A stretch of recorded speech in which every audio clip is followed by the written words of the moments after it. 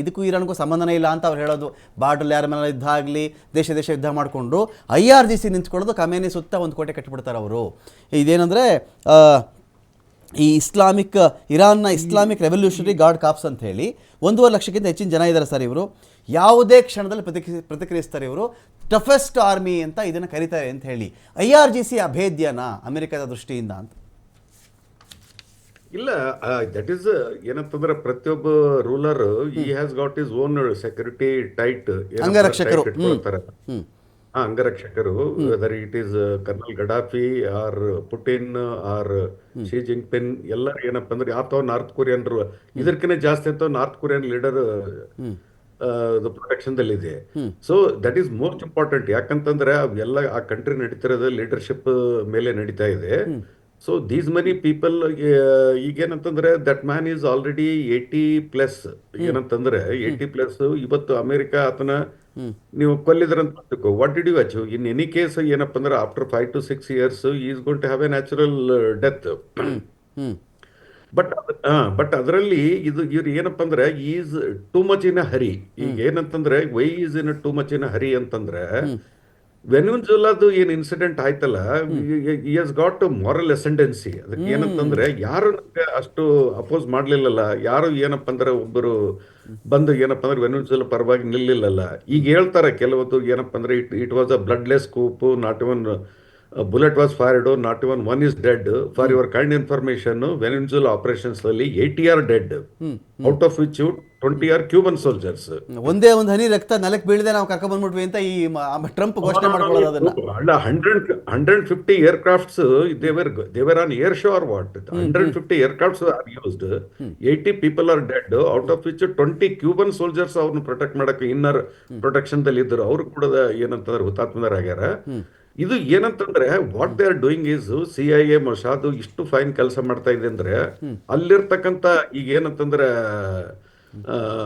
ಅವ್ರನ್ನೇ ಗದ್ದಾರ್, ಅಲ್ಲಿ ಮೊದಲು ಜನರನ್ನ ಗದ್ದಾರ್ನ ರೆಡಿ ಟು ಬಿ ಸೋಲ್ಡ್ ಅಂತವ್ರನ್ನ ಹುಡುಕ್ತಾರೆ.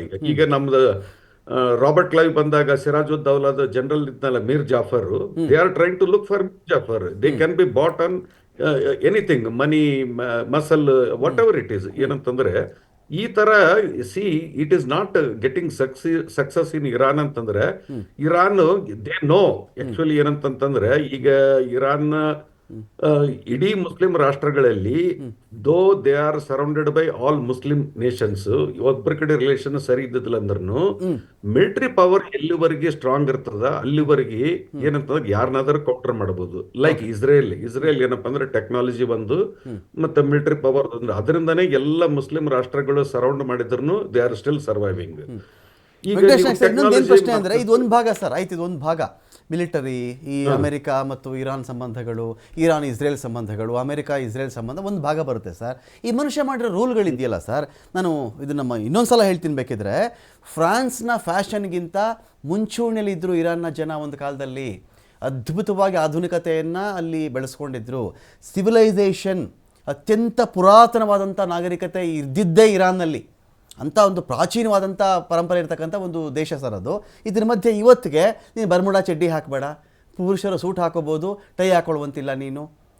ಶಾರ್ಟ್ ಟೈಮ್ ಮದುವೆಗಳು, ಕೆಲವು ದಿನಗಳಿಗೆ ಮದುವೆಗಳಂತೆ. ಇದರಲ್ಲಿ ಹುಡುಗಿಗೆ 13 ವರ್ಷ, ಹುಡುಗನಿಗೆ 15 ವರ್ಷ ಮದುವೆ ಆಗಬಹುದು. ವಿದೇಶಿ ಪ್ರವಾಸಕ್ಕಾಗಿ ಹೋದರೂ ಕೂಡ ಅವರು ಹಿಜಾಬ್ ಹಾಕೋಬೇಕು. ಈ ಉಸಿರುಗಟ್ಟಿಸುವಂಥ ನಿಯಮಗಳೇ ಇರಾನ್ ಇವತ್ತು ಸ್ಥಿತಿ ಕಾರಣ ಅನ್ನಿಸ್ತಿಲ್ವ ಸರ್ ತಮಗೆ?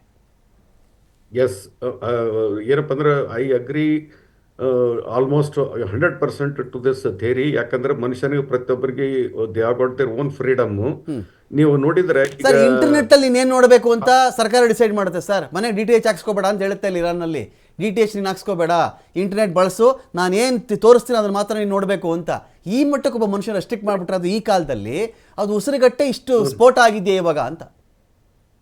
That is one of the reasons. ಯಾಕಂದ್ರೆ ನಮ್ಮ ಪರ್ಸನಲ್ ಫ್ರೀಡಮ್ ಯಾವಾಗ ಕಟ್ ಆಗ್ತದಲ್ಲ, ಈಗ 2 ಎಕ್ಸಾಂಪಲ್ ನೋಡಿದ್ರೆ, ಇದು ಒಂದು ತಾಲಿಬಾನೈಸೇಷನ್ ಆಫ್ ಅಫ್ಘಾನಿಸ್ತಾನದಲ್ಲಿ ತಾಲಿಬಾನೈಸೇಷನ್ ಏನಾಯ್ತಲ್ಲ, ಎಲ್ಲ ಏನಪ್ಪ ಅಂದ್ರೆ ಕಟ್ಟರ್ ಈ ಟೈಪ್ ರೂಲ್ಸ್ ಹೆಂಗ್ ಇರಾನ್ ಇಂಪೋಸ್ ಮಾಡಿದೆ ಅದೇ ರೂಲ್ ಏನಪ್ಪ ಅಂದ್ರೆ ಪೋಸ್ಟ್ ಅಮೆರಿಕ ರಷ್ಯಾ ಹೋದ ನಂತರ introduced such rules only Taliban ರೂಲ್ದಲ್ಲಿ.